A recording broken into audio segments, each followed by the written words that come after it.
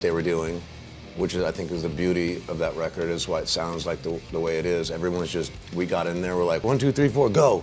Like, nobody really thought much about anything. Nobody overthought anything. Everybody just played. Mick Mars, the iconic guitarist of Mötley Crüe, has decided to tell the truth about the band. From legal battles with the band, wild actions towards him, to health and personal struggles, Mars is holding nothing back. Join us as we unveil every detail.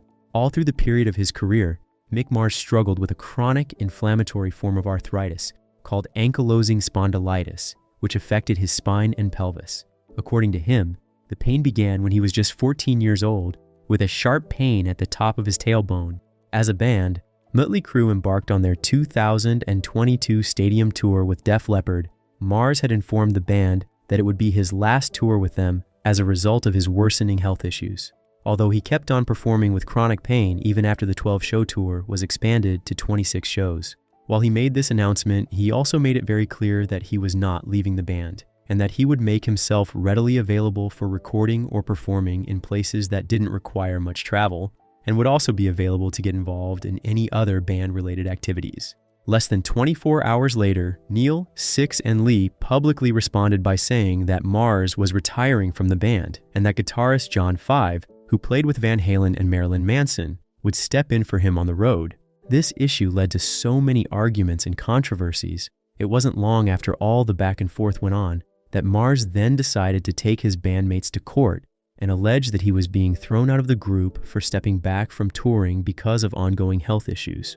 Robert Allen Deal famously called Mick Mars, born on the 4th of May, 1951, to his parents Tina and Frank Deal. Mars was the second of 5 children and was born in Indiana. As a young child, he realized he wanted to become a musician when he was just 3 years old. This was during the period when his parents took him to see country singer Skeeter Bond at a local fair in Indiana. Growing up, he attended Westminster High School. During his early career, his parents were quite supportive. They bought him his first guitar at the age of 12. His love for music grew so much, and he decided to drop out of high school and focus fully on music. By the time he was 14 years old, Mars started playing as a bassist in a Beatles cover group called the Jades before switching to lead guitar. By his early 20s, his then-girlfriend, Sharon, got him a laundry job, which he did during the day and while playing at local clubs at night. After recovering from a serious injury to one of his hands, which he sustained in a workplace accident, he decided to quit and focus fully on his music full-time.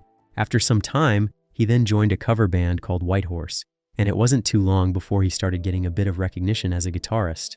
One thing stood out for Mick Mars: he was able to successfully copy parts note for note.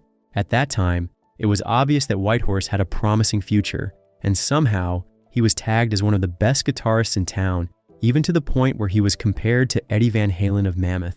Mick Mars and Eddie Van Halen were the 2 hottest guitar players in Los Angeles then.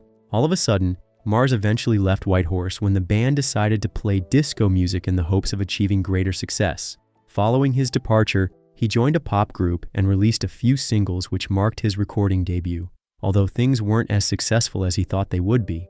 After some time, he decided to reinvent himself, his career, and his music. He started by shaving off his trademark mustache, then changed his legal name from Bob Deal, which he bore at that time, to Mick Mars, and dyed his hair jet black, hoping for a fresh start.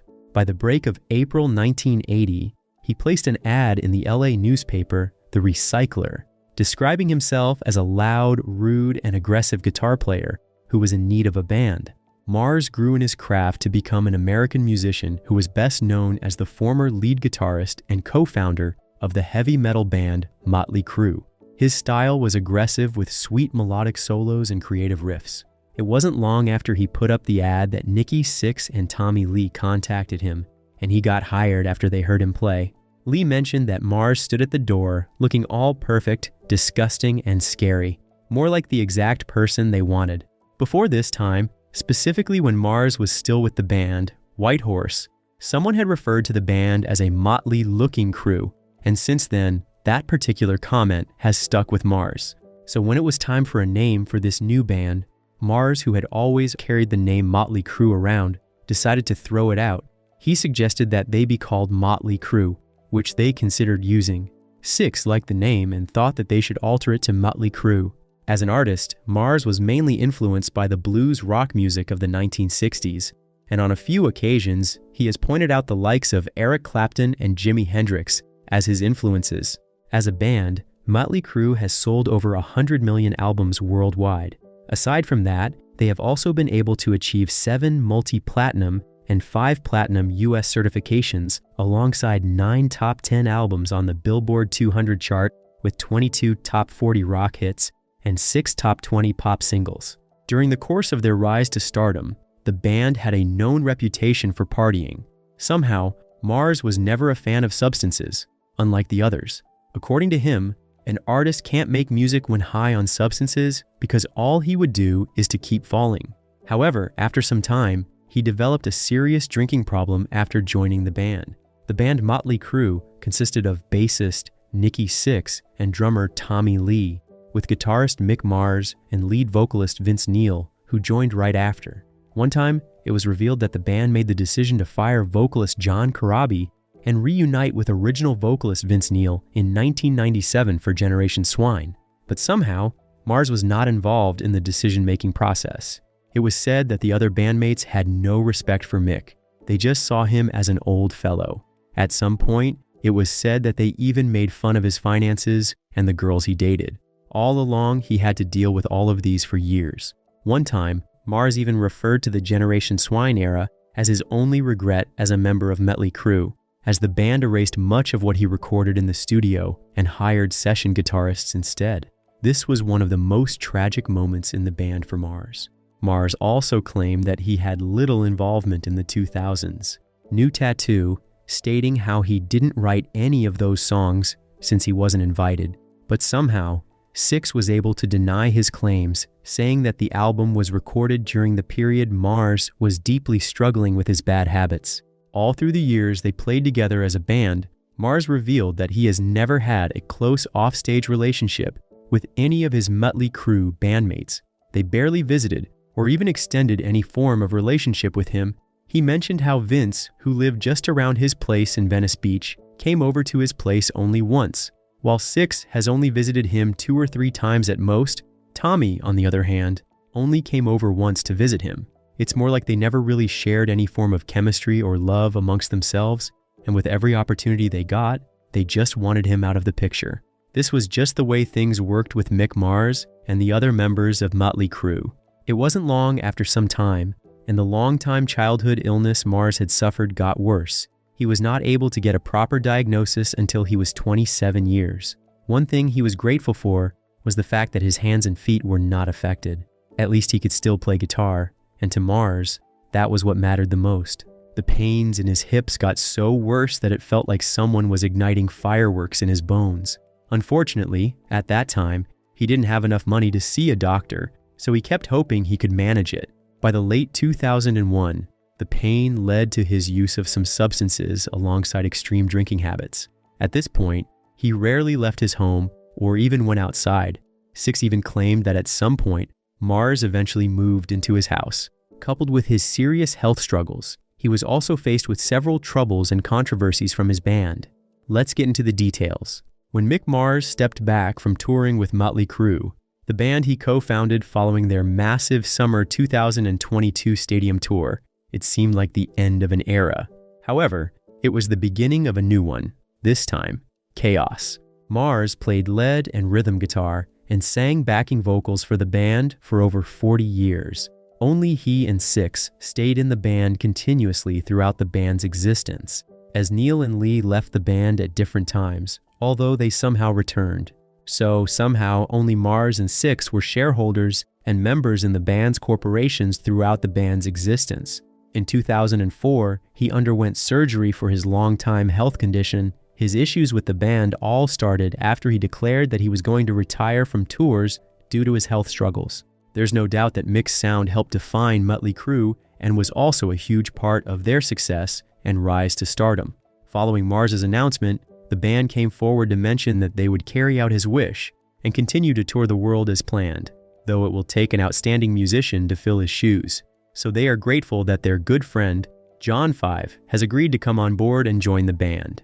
After the news of his replacement, Mick Mars decided to file a legal request in Los Angeles Superior Court on the 6th of April to compel Mötley Crüe's corresponding businesses to obtain, inspect, and make copies of documents relating to the band's business records. The major issue was whether Mick Mars, who at that time had 25% as a shareholder in Mötley Crüe's businesses, can remain a shareholder or even a member of the band alongside singer Vince Neil, bassist Nikki Sixx, and drummer Tommy Lee. It was revealed that the other members of the band immediately called for an emergency shareholders meeting for the band's main corporate entity to throw Mars out of the band. Their main intention was to fire him as a director and officer of the corporation and to take away his shares. Maybe somehow they thought he would have just let it slide and watch everything he has worked for be taken away from him. Well, when he did not go away quietly, it was revealed that they decided to fire him from 6 additional band corporations. The legal struggles got serious as Mars went further to request for a writ of mandate that would legally require the band and its corresponding businesses to make available business records which he had requested. Although it was alleged that they never had any form of love for him, Mars was suspicious of them right from the onset. From the way they all treated him to the joy that came in when he decided not to tour with them again. His request included the court, compelling them to him with all corporate and business documents for him to inspect. That wasn't all. It was also revealed that they also presented him with an unfair and biased release agreement that would decrease his touring profits from 25% to 5%, and for their future tours, he was to get nothing. The same applied to merchandise using the name of the band or related logos. However, the agreement would allow the band to continue to use Mars's name and likeness indefinitely. Well, this wasn't something Mars was going to let slide. As time went on, it was further revealed that if he didn't accept the package offered, he would be removed as an officer and director of the band's corporate entities, and they would force him to sell his shares of Mötley Crüe to them. By the break of November 4th, 2022, they barred some of Mars's representatives and voted to remove him as a director and officer of Mötley Crüe, alongside the band's Red, White & Crüe Incorporated, and to purchase his shares at book value. Although the decision was postponed for a few weeks, his attorneys eventually received a demand for arbitration that the other band members had filed against Mars, essentially suing to establish that Mars was no longer an officer, director, or shareholder. It was alleged that they had commenced an arbitration rather than a public lawsuit. They did this to Mars in a bid to prevent the public from having an idea about how they treated him. As part of the issues, legal battles, and controversies piling up, Mars also accused Sixx of gaslighting him and calling his guitar playing subpar. He went further to mention that Sixx also plotted his removal by trying to force him out of the band and take his shares. On several occasions, Mars recalled how Sixx would always tell him that he was playing the wrong chords and that fans were complaining about his performance during the tour. Well, this time, Mars was set to fire right back, and he did so in the documents. He alleged that Sixx did not play a single note on bass during the entire US tour the band went on. He also went further to state that 100% of Sixx's bass parts were nothing but recordings. While the other 2 bandmates were also not left out, he included that significant portions of Neil's vocals and Lee's drumming were also pre-recorded. One thing Sixx and the rest of the other bandmates failed to understand was the fact that Mars was rarely mocked or criticized online, more like he was the quiet member of the group when he wasn't playing his guitar loudly. All he wanted to do as an artist was to show up to play and put his heart and soul into each performance as he had ever longed for. Unlike Mars, the other band members were mostly criticized online, especially Neil, who fans and critics would talk down for mostly not remembering the songs. Well, remember how Mick Mars tried not to get involved in the use of hard substances, even when his colleagues were extremely involved with it? Yes, this time, he had to give every detail of their substance use as part of the legal battles. He detailed all of the band's controversies, from their past transgressions, including hard substance use and extreme use of strong drinks to physical attacks and bankruptcy. Mars also revealed that one time, bandmate Lee was placed on probation and was also convicted of physical mistreatment, which involved his ex-wife. That wasn't all. The account of how one time Sixx was jailed in Japan after he threw a bottle at Mars and injured a train passenger was also recorded. One thing that kept recurring was the fact that the bandmates and their attorney kept making emphasis on the point that retiring from touring is resigning from the band, since the band's primary function is to tour and perform concerts. As such, if a shareholder resigns, he cannot receive any compensation from touring, which is what Mars is trying to get. As such, Mars should not feel entitled to any more money after his retirement. They described his legal action against them as unfortunate and completely off base, saying that they all signed an agreement which stated that in no event shall any resigning shareholder be entitled to receive any monies attributed to live performances. Since Mars decided to retire after the last tour, they owe him nothing. They even mentioned that Mick was owing the band millions in advances that he did not pay back. As the issues went on, things got really serious, and lots of people showed their support for Mars. Several colleagues like KK Downing, who said he too was going through the same thing. Neil Schon was another person who also showed his support for Mars, stating how he didn't deserve such treatment from his bandmates, given his health issues, and how much he contributed to their success. Many fans also reacted to how much Mars contributed, mentioning that Mars made them who they were with his guitar and sound. Others mentioned how shameful it was, and how the band would never have gone this far without Mick Mars. Well, unfortunately, Mick Mars's personal life wasn't any better. Girlfriend Sharon, who turned wife, got pregnant for him at some point and gave birth to a son, Les Paul. This was during the period where she had to get him the laundry job. As time went by, she got pregnant again, and this time it was a girl named Stormy. Things weren't easy for both Mars and Sharon at that time, so she had to later leave the relationship alongside the children after a workplace injury left him unable to provide for the family or play guitar. Former Whitehorse drummer Jack Valentine mentioned that Mars started using various means in order to avoid the police, as he was behind on child support payments to Sharon, the mother of two of his children. It was that serious that anytime they got pulled over by the cops and the cops saw his ID, they'd throw him in jail. They all had to figure out a way to get him out each time. However, he later fathered a third child, Eric, with Marcia Leah Martel, while playing in the band Whitehorse. At one point, with 3 children and little success as a musician, Mars's well-being suffered. In 1989, Martel filed a complaint against him for breach of oral agreement and intentional infliction of emotional distress, claiming that he intentionally neglected their son's emotional needs by refusing to meet or communicate with the boy. With all of this stuff going on in his personal life, he somehow turned into a really sad person with a hard life. According to Mars, he mentioned that he's been financially down 3 times in his life. The first instance was before the formation of Mötley Crüe, while the second time was with his first wife, and the third time was with his second wife.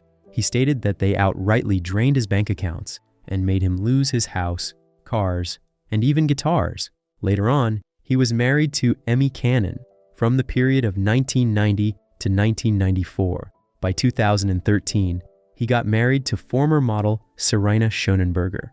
Although Mars currently has a relationship with his son, Les Paul, however, it is said that he is distant from his other children.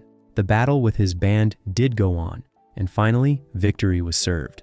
Let's get into the details. While in Los Angeles, Mick Mars scored a victory in his ongoing legal battle with Mötley Crüe after a judge agreed that his bandmates had unjustly refused to let him in on the various business dealings the band had, as well as their attempt at getting him out.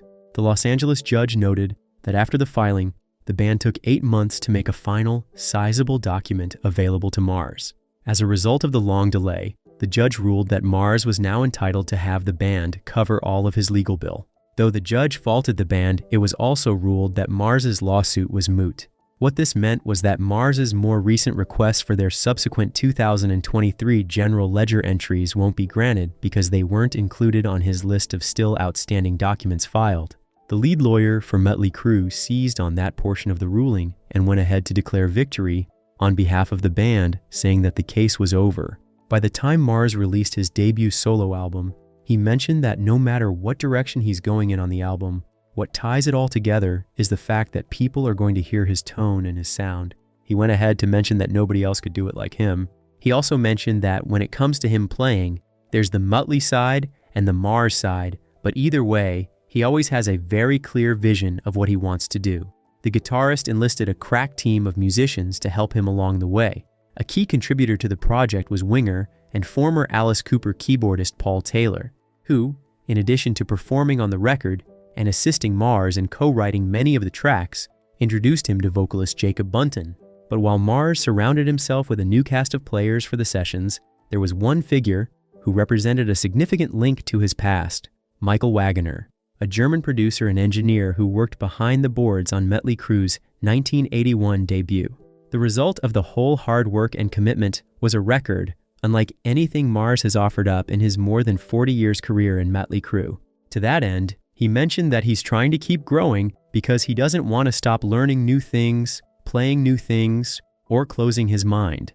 As Mick Mars, he would have to keep moving and creating.